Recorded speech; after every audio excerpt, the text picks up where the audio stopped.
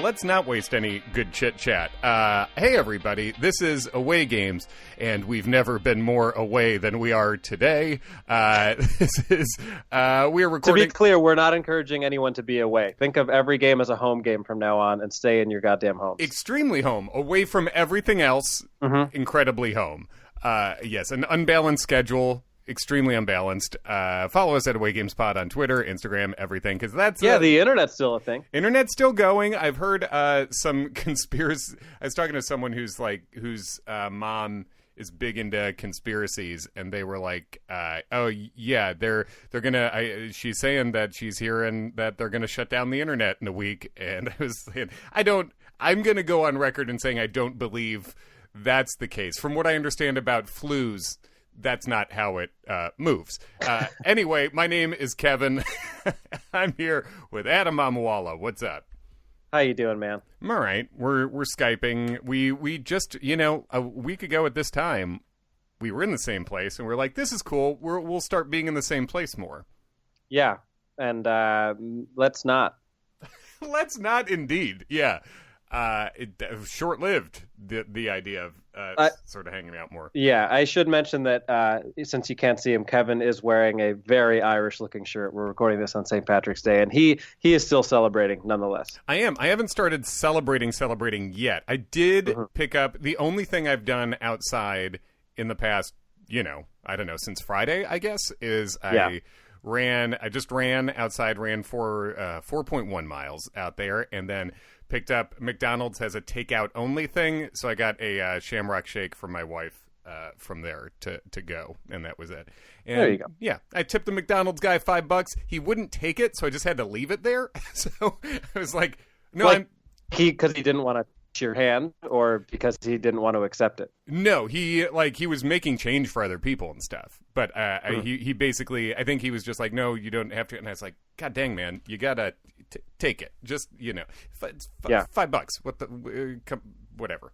But yes, I'm wearing a green shirt, which I didn't even do on purpose. I was wearing this yesterday, and I haven't showered yet. That's how Irish Kevin McCaffrey is. Yeah, I'll wear a different green shirt later after I shower and when I'm getting fucking drunk. Which will happen. I'm not going to not get drunk today, but as I said on my own personal Twitter, at Kevin McCaff, I'll plug my own non-Cubs related Twitter, that I am authentically Irish, above 90%, 15/16 Irish. My name is Kevin Brian Thomas McCaffrey. You're like a gold star Irish. I really am. I'm a gold star Irish, and so yes, I can celebrate St. Patrick's Day by getting drunk and keep social distancing. That's actually how I prefer to get drunk, alone in bitter silence. So I will continue to do that. Oh man, when did we last record an episode? Last Tuesday or Wednesday? I guess it would have been last Tuesday, and we usually release on Wednesdays. I'll probably just release this on Tuesday right after we do it, just get it out to people. Yeah. It's like we're a Cubs podcast usually, but go on. We generally are. Yeah. The world changed Wednesday night, like that. I feel like that was the real shift of like, okay, the NBA's done. Tom Hanks has coronavirus. We are fully in a Black Mirror episode. Yes, Wednesday night was the Rajai Davis home run of the world. Yeah. I'm hoping there's a rain delay coming up soon. Except it feels more like Rajai Davis hit the home run, and then the Indians tacked on 10 more runs that inning. Yeah, they just kept scoring, and then the people had to get together and be like, what if this inning never ends, basically? Yeah. And I think this current life delay is going to be longer than the 17-minute rain delay. Yeah, I think that is agreed. It's very fucked. It's one of the. You and I are in our 30s, and there's really a category unto its own. There's two super fucked up times on their own level in our life's history, I think, and this is one of them now. It's as you were saying, where we live is in New York. That's why the podcast is called Away Games, is because we're Chicago Cubs fans talking about the Cubs and baseball in general too. But living in New York, and today they said that in New York it's not expected to peak for another 45 days. Yep. And I mean, we're basically we're at May at that point. So. Yeah, and I mean, I assume obviously the other time you're talking about is 9/11, and this affects so much more of the world. That I think that's one thing about it, and also the whole like the actual social distancing thing, even like amongst people that you're with in the same place. That's one of the most jarring things about it. Like, imagine if 9/11 happened, and then also you couldn't give anybody a hug. Mm-hmm. Yeah. You know what I mean? Mm-hmm. Like, now more than ever, we want to be close to people because this is really scary, and we're not supposed to be. No, and it makes you worry about, I feel like it makes you worry about everybody in your life, right? Because everyone can catch this thing. That's the whole deal. You worry about the older people and immunocompromised people, all that stuff. But you also worry about the sort of butterfly effect of it. People, like you said, loneliness just affecting people like that. Yeah. That also can affect you like a disease, and it's scary. And so, I mean, that's one of the nice things about sports, and is that it does actively bring strangers together, and it brings friends together more than you would get together otherwise. It's one of the main things that bonds my brothers and I. Like, it's one of the main things we talk about, So it also, the fact that sports across the board are just not around now, in a way, they just got Thanos out of existence, really. Right. And we've never had that for the duration of time that it's going to be now, 9/11 included. Yeah, I mean, 9/11, it was like a week, and then things started resuming. I think it's the uncertainty of all this that is really scary. Like, that was horrible, but once it happened, it had happened, and then you were there to kind of like pick up the pieces and see where to go from there. In this case, like, we keep hearing so many different things that there is a sense of like helplessness to it, where you're just like, how long is this going to happen, and what is the world going to look like after this is done? Yeah, it would be a lot better. You'd feel a lot more comfortable if you could point at a date and not even know what's going to happen then, but know you'll know something then. Right. And just not even having that it feels really eerie. It's a weird, it's limbo in every way. It's a very strange time, and I do apologize for us as two comedians not being more comedian-ish, but man, I mean, first of all, and this is the least of our worries, like, our jobs don't really exist anymore. Yeah. I mean, there's plenty of people, if you work in the service industry, you're hit in a similar way. But yeah, our jobs, and a lot of jobs have been affected in some sense. Our jobs have disappeared. Like, truly, we're stand-up comics. We make our money by performing live for crowds, and understandably, that's gone. But there's no sick leave for us. You get paid if the show happens. The end. Right. So there's no like. I mean, I can't even get unemployment insurance. So I'm lucky enough to like. I happen to be okay for a little bit, but we don't. Yeah, we have we both of us had, not exaggerating, tens of thousands of dollars just disappear in front of us in the last couple of days. Yeah. We're not that rich. like we can't, that's not a thing we can absorb and go on living in the same way. But I'll tell you what, you and I can make some money if you guys want to bet on sports. If you follow Oh, wait a second. Now, can we talk to Thrive Fantasy about setting up some prop bets about other things? I mean, maybe that's where it comes in. We can where we can get into a more comedian-esque thing. We can find other things to make prop bets on. You know what? Make some personal prop bets for yourself. When you look in that fridge and you see those 10 Bud Lights, give yourself an over-under when you're going to finish them. Yeah.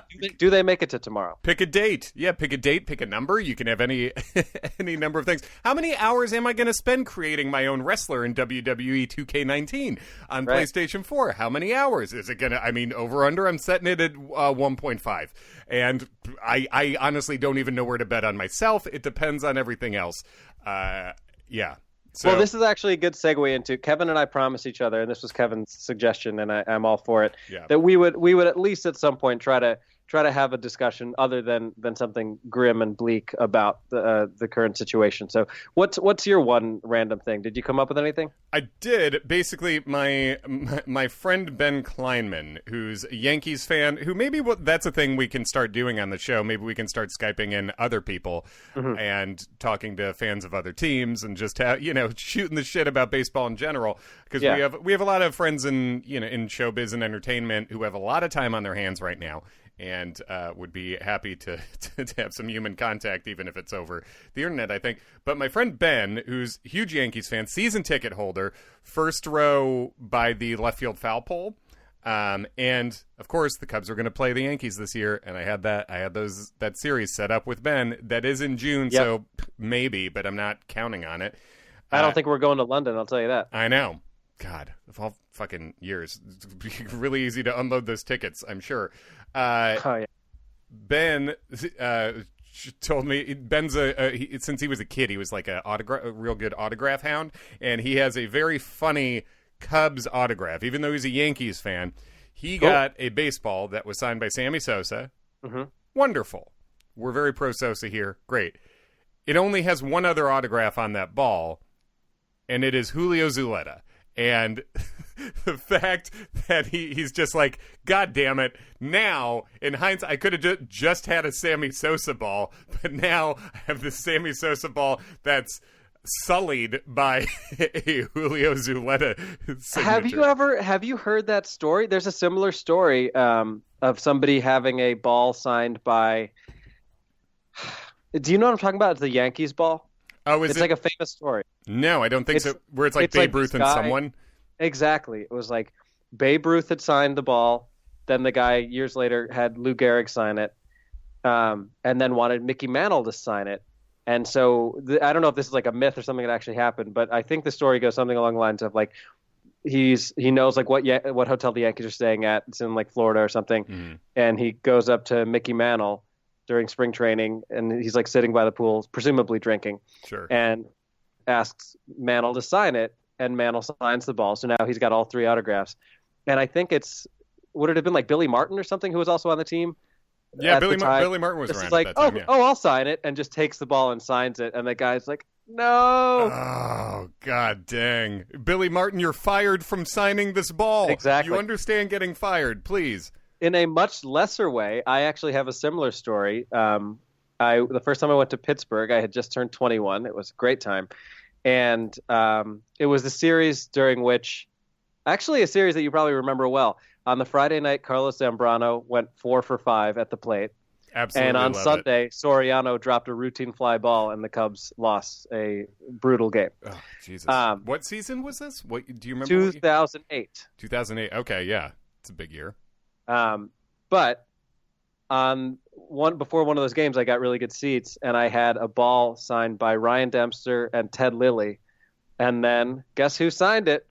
Micah fucking Hoffpower. Micah fucking Hoffpower. I mean, Micah Hoffpower is a great comp to Julio Zuleta. Totally. First baseman with a bit of a big guy, power profile, had a moment where you thought maybe this is a real sustainable thing, and then it was not. But yeah, that's a perfect comp.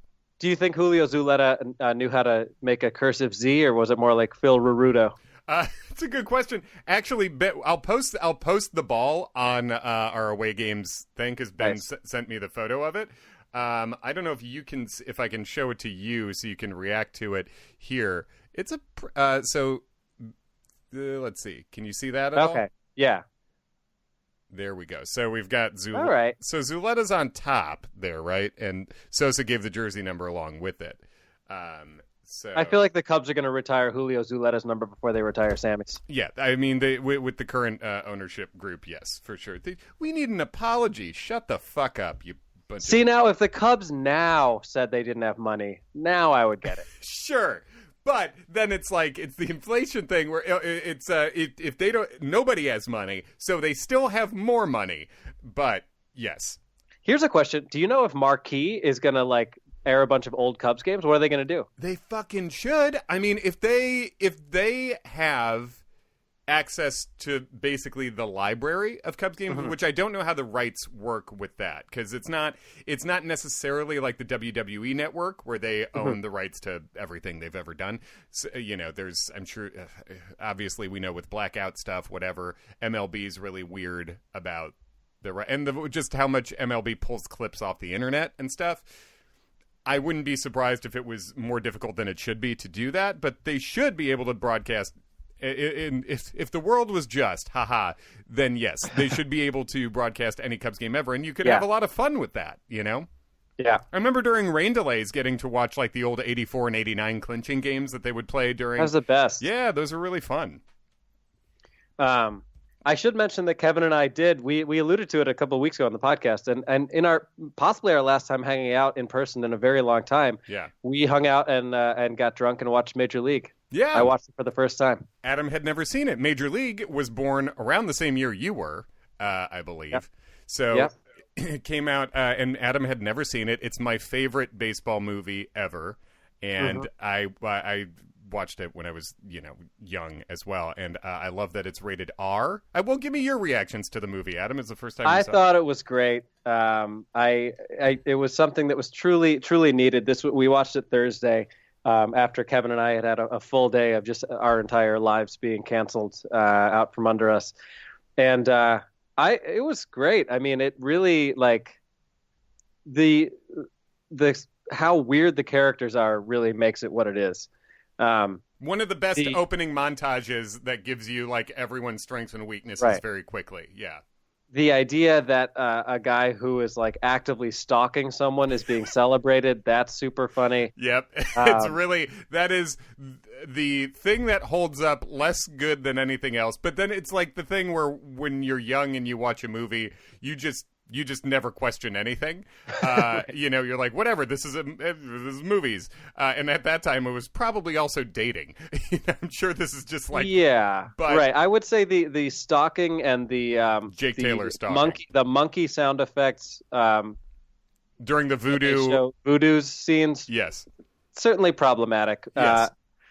I do, however, relate more to the female lead even more now than I did a week ago, because last week we were out and about, we were watching movies, we were having a good time, and now it's 1 week later and my life is books. My life is books now, Jake. Hell yeah. My wife's favorite line from that movie. I watch Major League before opening day every season, so maybe I'll watch it a bunch of times this year. So my wife's seen it, or parts of it, minimum 17 times, I guess. And there is a scene in the library where Jake Taylor, who current Cubs manager David Ross, welcome to managing, David. Enjoy the weirdest opening season anyone's ever had.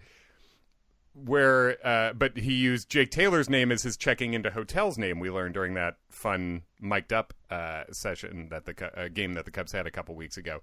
But, Jake Taylor is with Renee Russo. Jake Taylor, played by Tom Berenger, with Renee Russo, talking in the library. And she says, "Books are my life now, Jake," which is just a tremendously insane thing for anyone to say at any time. And it's also such a classic old school movie move, like very She's All That, where it's like, oh, so she's just super hot and they made her wear a sweater and put big glasses on. And that's what makes her a librarian. Yes. That's how you know she's reading. She went from being a world-class Olympic swimmer to a librarian in less than 3 years. Mm-hmm. I mean, that's how fast she is. That's just like she is making the kick turn at the wall. She switches careers and gets right into friggin' books. Do you think conversely anyone has ever gone from being a full-time librarian to an Olympic swimmer in 3 years? I don't. I'm gonna have to say no. I have not researched. My life is pools now. My life is strokes now, Jake. 200-meter individual medley. That I love. One of the things I love most about Major League, it's rated R because baseball actually is rated R. The clubhouses, the teams. Our friend Ken Schultz shared a fun podcast. CC Sabathia has a podcast with, I forget the other guy, but it's good. And they did one with John Lester, and hearing them shoot the shit as a couple of players, it's it's casually profane, sort of. It's actual baseball talk, and so I appreciate that element of the movie Major League. It's not as family friendly as many baseball movies, and it shouldn't be. No, and I think that's what I told you a couple weeks ago is that when I started getting into baseball, I wanted to just like see every baseball movie. And I think we rented that and started watching it. And my parents were like, you can't watch this yet. Yeah. What's the matter, rookie fuckwad? Can't you take a fucking joke? Real fucking funny, asshole. That's an exchange in a locker room fight that my Nana walked in on.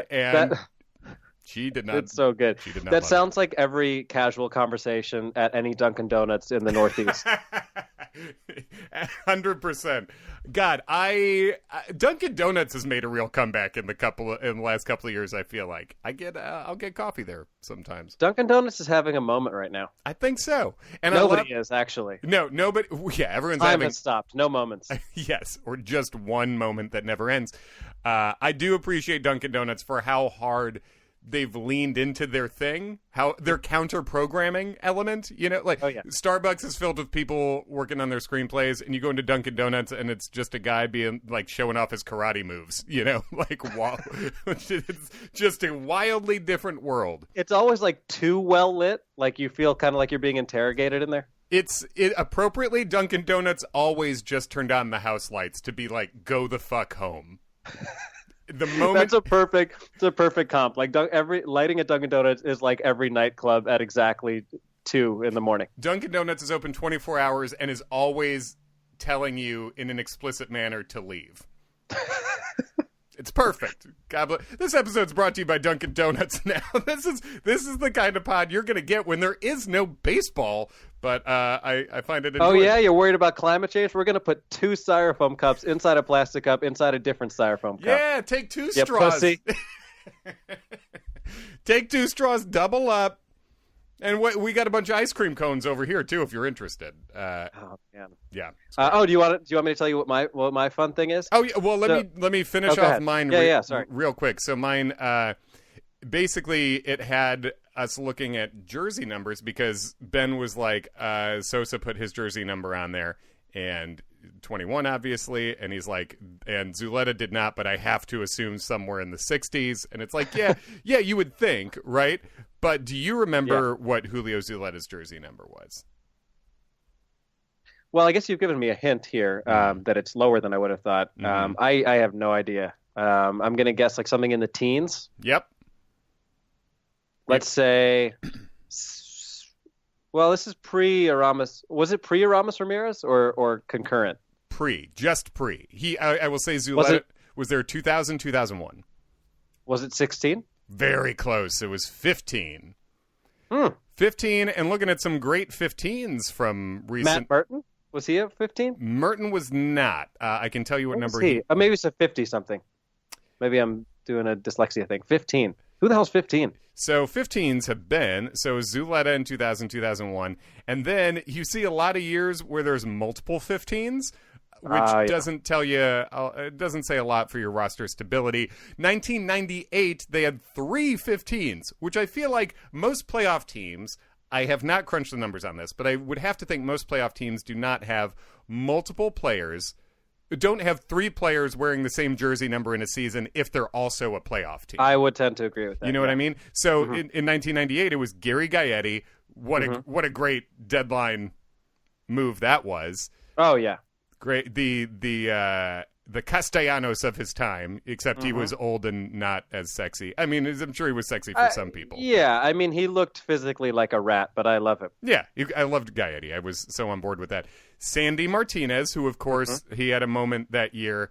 Caught the Kerrywood 20 strikeout game, yep. And weirdly, the other 15 was also playing in the Kerrywood game. Kevin Ory wore 15 at some point that year. They couldn't have both worn it in the same game, but they both wore 15 that year. Wasn't Kevin Ory the person who made what could have been called an error? Yes. Yeah. I don't think it was an error, but it's a play that could have been. It would have been. Had it been in the 8th inning, it might have been called an error with the home score. Yes, would have made the 20 strikeout game. Also a no-hitter. Wouldn't have been a perfect game because he hit one batter, but yes. So that those are the 15s. And then Aramis Ramirez actually was 15 in 2003. Interesting. Mm-hmm. And then who else was wearing 6? Was someone else wearing 16, or did he just pick 15 for some reason? Let's see. I can check the number 6. He did wear 16, right? Ultimately. Am I imagining that? Ramirez, yes. Yeah, no, yeah. he did. 16. So no one else was wearing 16 that year. That's weird. He switched to 16 in that year. Interesting. So he wore 15, I guess, right when he came over, and then became 16. And then Aramis had 16 on lockdown from 2003 through when he left, in 2011, and then was replaced by Jeff Beliveau, or however you pronounce that. And then spring training legends Joe Mather, Darnell McDonald, and now Robel is wearing it. But yeah, number 15 now. Do you know who number 15 is on the Cubs right now? It's very excusable if you don't. I did not. Give me a position. Pitcher. Relief. Is it Brandon Morrow? Yes, you got it. You got it, dude.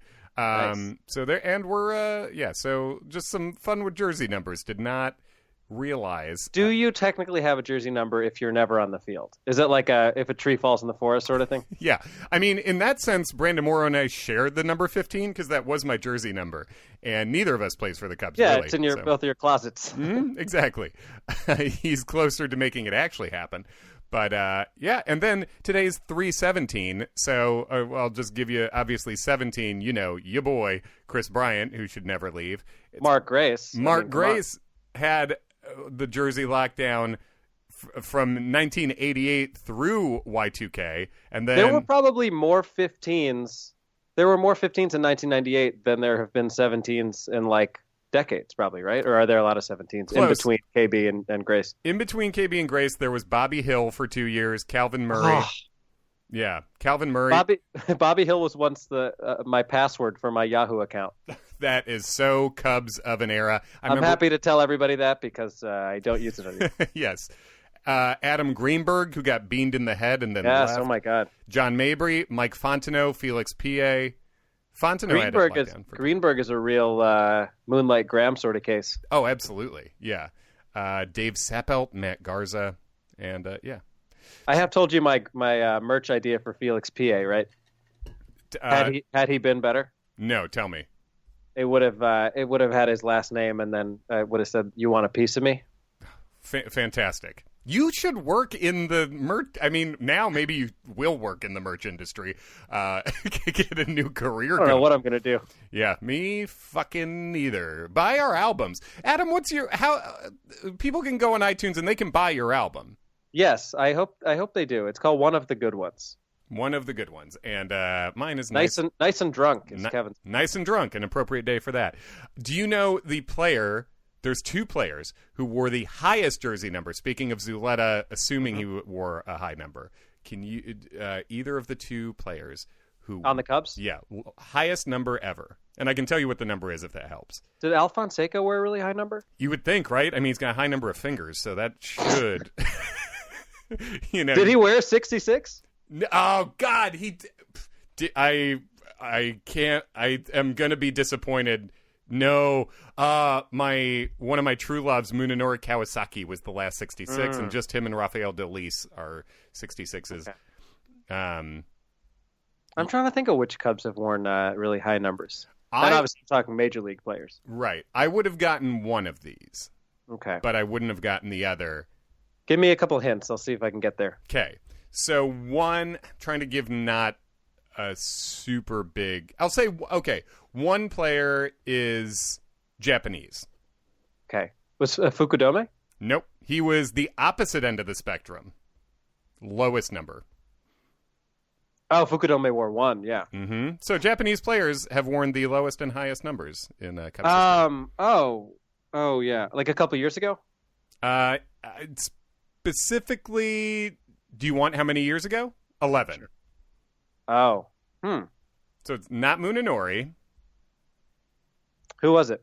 So Taguchi. When did the Cubs have So Taguchi? 2009, I guess. Huh. Yeah. I associate him with the Cardinals. Mm-hmm. Yeah, he went around, and I like that his name is like an adjective. It's like that's so Taguchi. It's how Taguchi is it? It's so Taguchi. Yeah. And the other one, the one I would the little known Nickelodeon show. That's so Taguchi. The other number, it's number 99. The other number 99 in Cubs history. I will say my first hint, considered to be a massive disappointment.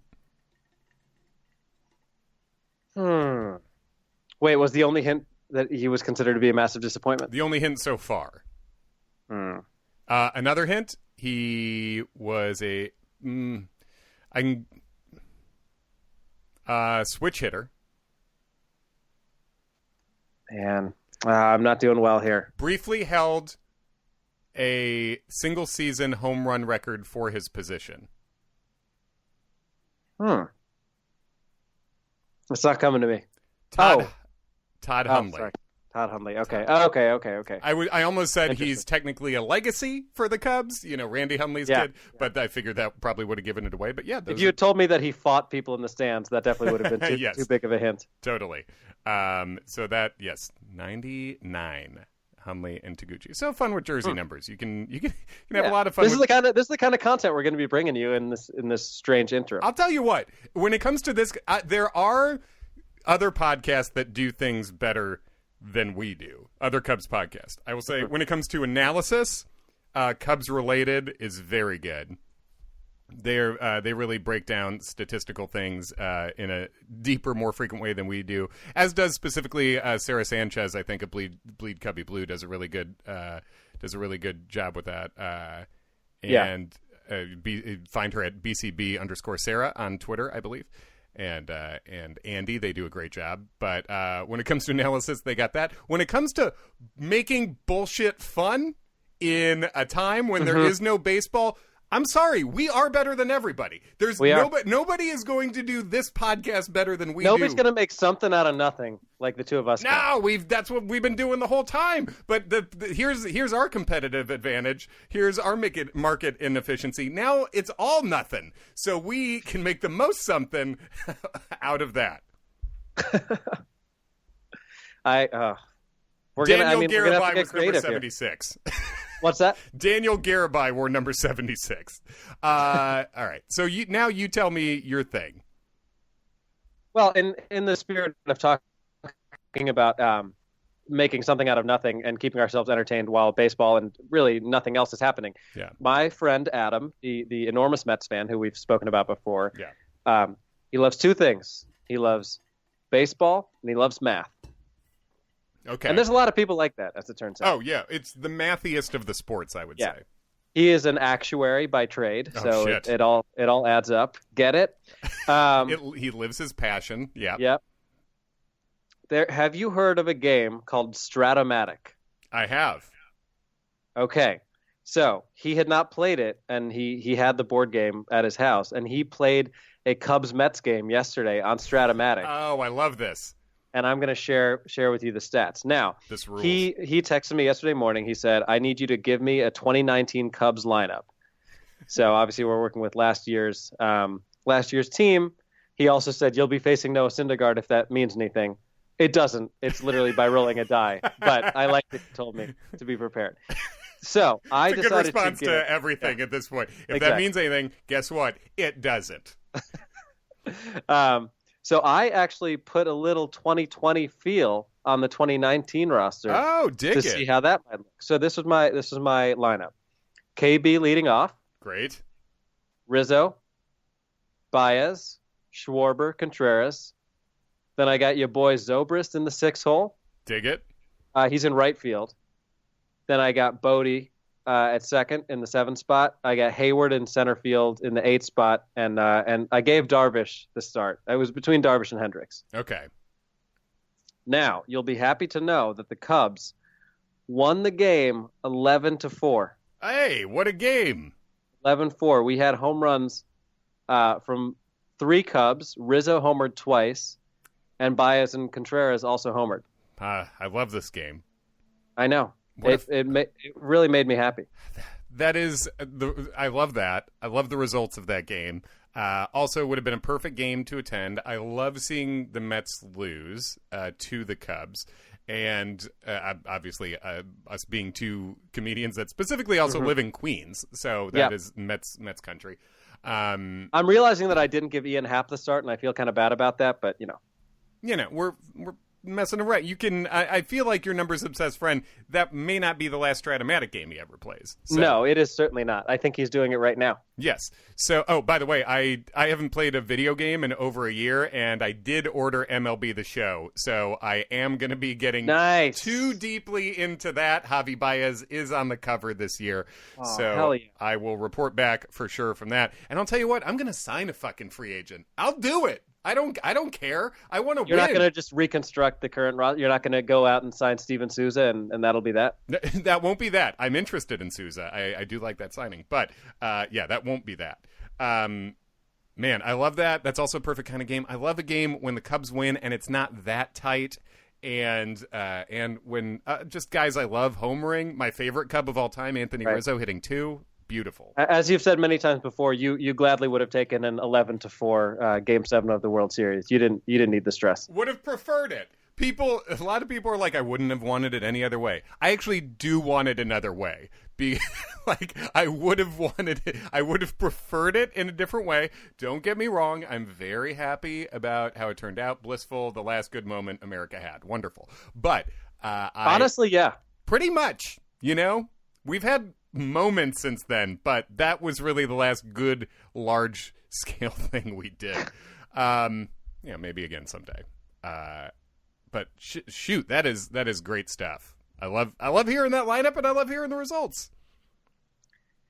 Yeah, I don't know. I'm not going anywhere with this. Sure. I want him to sim a whole season of Cubs games now and just let me know how it went. But I dig the lineup you had set up. Yeah, that's great. Yeah, I think you just roll a die, and based on what you get, it tells you if you it's like single, double, triple, home run, strikeout, walk, and something like. Actually, that doesn't make sense though, because then it would be way too easy to get hits all the time. And the player's stats affected in some way, I think. Right? Oh, probably, yeah. Yes, they affect the probability because that's why you use them from a specific year. Right. I believe. There used to be a thing. Oh, man, I'm blanking on what it's called, but in like 2008 or something, myself and a bunch of nerd friends, and mainly from TV writing jobs, like writing, producing jobs, I have many nerd friends in that way. It's a different kind of nerd than stand-up comic nerds. Yeah. And they had a group, there was like something where it was an advanced sim, and you could pick players from any season. And we all did a fantasy league where we picked our favorite team, and then you constructed a team out of basically individual players from individual seasons. You couldn't repeat players or anything. And you'll be glad to know I picked the Cubs, and we did old school 4 divisions, like how it was pre-1994. And the all-time Cubs finished 4th in the NL East, and that seems about right. So, I really like the team. Even in a best-case scenario. Yes. So maybe I'll have to look into that again and find out. Because I'm in like multiple fantasy baseball leagues too, and I always win money, and that's shut down. Even that income stream. Fuck. Oh, boy. Well, look, if you're listening to this, hopefully it's been something to entertain you and something for you to think about other than everything else that's going on for 30 or 40 minutes or however long this has been. Yeah. We're here for you. We're still on the internet until they shut it down. Yep. According to Kevin's friend's conspiracy theorist mom. Yep. Martial law, baby.